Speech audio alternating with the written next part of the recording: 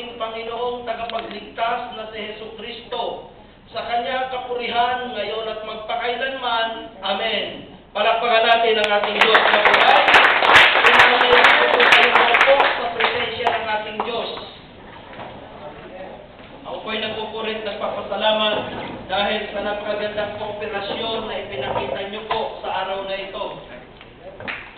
Ang papurit pasasalamat ay binabalik ko po sa Diyos dahil po doon sa kabila ng kayo ay may kabataan naroroon ang inyong kalawakan sa larangan ng espiritual sa pamamagitan ng mga ipinakita ninyo kanina. Sa bawat workshop na ating ginawa, sa bawat activity na naririto, yung pakikipag-cooperate ninyo, isang napakalaking bahagi po yan para po sa ating Diyos na buhay. Bago po lahat, nais ko pong ipakilala si El Shaddai. Si El Shaddai po, pag sinabi pong El, meaning po nito God.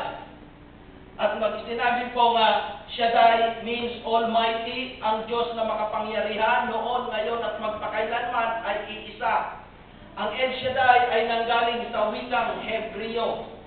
Kaya po yung Diyos na sinasamba ng mga born again, ng mga Iglesia ni Cristo, ng mga Protestante, ay siya rin Diyos na ating sinasamba. Iisa lamang ang Diyos na ating sinasamba, iba't iba lamang ang klase ng pagpapaliwanag at katuruan ng bawat isa. Pero ang ating pong pinatutungkulan dito, tayo po ay under ng umbrelang Katoliko, tayo po ay nasa Katolikong pananampalataya.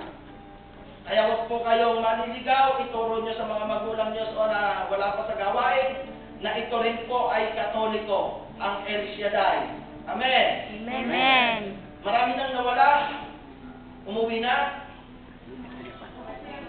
Naghahanda sa misa mamaya, opo. Kaya napilit po natin tatapusin, pati ang awarding para sa mga nanalong grupo na nakakatuwa. Amen. Sabi nga po, ang topic po natin sa hapon ito, what we need to grow, to know is to grow. What we need to know to grow. Ano ba kailangan natin malaman upang tayo lumago? Kaya sabi nga kanina ni Father, hindi basta ka lamang isang kabataan, hindi basta ka lamang isang tao, kinakailangan mo rin lumago. Amen?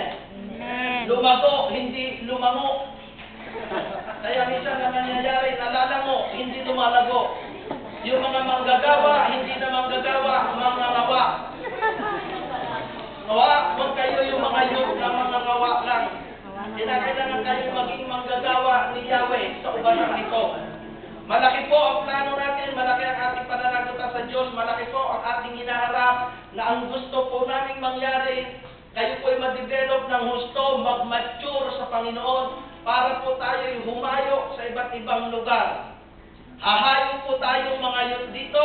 Yun nga po, isa nating project ngayong darating po na summer, sa Greece po tayo. Makakasama po ba kayo? Amen. Manalangin nyo, summer po yun. Youth po yun lahat.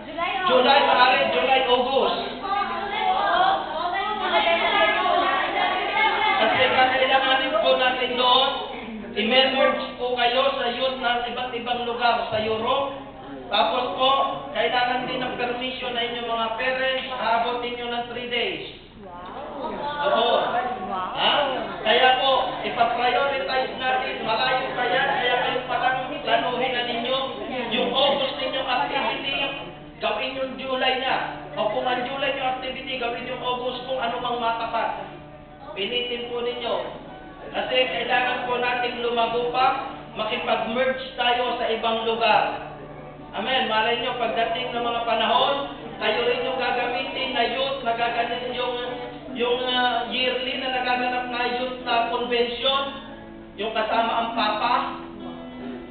Kasama po kayo dyan dahil ang youth po ng El Shaddai lagi pong nangunguna pagdating dyan, ang youth ng Manila. Kaya po, napakahalaga na tayo po ay makiisa diyan. Amen. Walang iwanan, youth. Walang iwanan. Walang iwanan. Amen. Kung magawa yung aming February concert, sasama pa kayo sa Roma.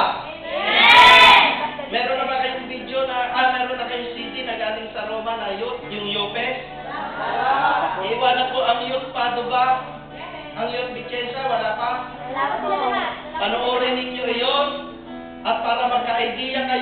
pagpe-perform ninyo sa concert sa Roma? Magpe-perform kayo sa concert. Kaya nyo? Yes, sir. Iba po yun, talagang concert yun, hindi yung parang anniversary lamang. Na concert ko talaga yun. Ang mga youth. Hindi yung anniversary na mag-guest kayo, hindi. Talagang concert para sa Panginoon, para maranasan natin ang pagbaba ng Espiritu at kayo rin ay mapuspos ng banal na Espiritu. Amen? Palakpakan natin ang ating Panginoon.